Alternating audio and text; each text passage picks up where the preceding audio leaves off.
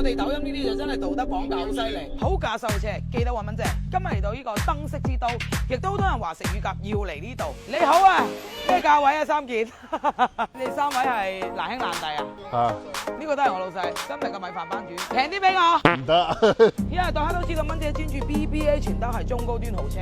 波子嘅話，我依家唔低於20台㗎啦。黑外紅來、波爾多紅、SC 啊、羅盤啊、Boss 音響、4驅恆溫空調、14向座椅、21寸輪毂底升，可以選嘅俾你選咗，唔可以選都俾你選埋啦。落地貼咗車衣到依家喎，係嘛？呢度掛咗，但係出咗險嘅呢個，全部都冇噴過嘅。我只相信我自己對眼，相信我嘅專業。新車落地都不一定係完美無瑕嘅。或者你嘅粉絲啦。哇，好浪漫啊！買呢部啊，好抵玩啊！依家60幾咋？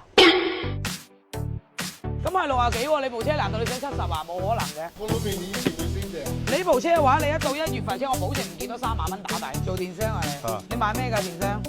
埋燈啊。埋燈花咗咩？你整咗個 F 落去喎，冇所謂啊，換個燈罩啊。咁係價錢問題嘛？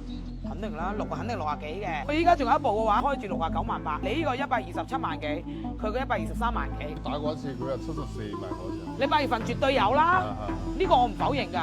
但係依家第一，我同你講，任何一個車商過嚟收車，都會按照跨年嘅價錢嚟收。所以我成日我都教啲粉絲，你去買新車，12月提車，老閪都等到1月1號先。呢隻車就肯定65左緊嘅車，因為公里數大咗。你當時落地幾錢咧130。因為35萬幾到啦。咁你而家最終嘅報價幾多？65萬加啲都得。哎呀，高1萬幾千咧，問題不大，冇囉嗦啦。路化好，然後66萬8千，數錢得唔得？唔得。你啱先講完話幫我撳佢嘅喎，我哋可唔可以咁樣同我車牌後面嗰2位數字一樣得唔得？67有咩唔得？最多係咁樣啊，6718燈罩嗰度嘅話咧，我要翻去換個殼。呢度點樣都要千鳩幾蚊㗎啦。俾我考慮一下。但係你有問過人哋，個個都係俾67嚟。咁辛苦做抖音，我為咩啊？為嘅係自己一手資源，我俾得出我就要做得到。確實你話開3年跌價咁多就真係，我又唔係好捨得賣。講句唔好聽嘅話，難道你部車開一世咩？你唔會㗎嘛，你遲早都會賣。到時候可能唔見得10萬8萬，我明顯係比行情貴咗萬幾蚊嘅。你俾下一個，我可以保證絕對冇呢個價錢。今日我最俾你答覆，如果我賣，我聽日開到你檔口就得啦，係咁啊。拜拜，拜拜，再見，多謝你。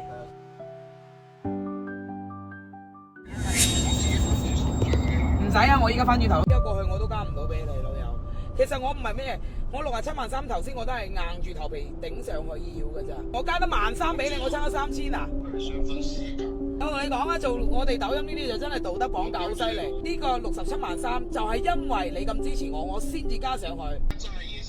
你執完嘢，你依家過嚟係嘛？OK，咁我翻公司等你。又係話你過嚟我公司嘅哥哥嚇。阿妹，同佢出合同，係我嘅，始終都係我嘅。多謝晒。張影龍，下次記得揾我。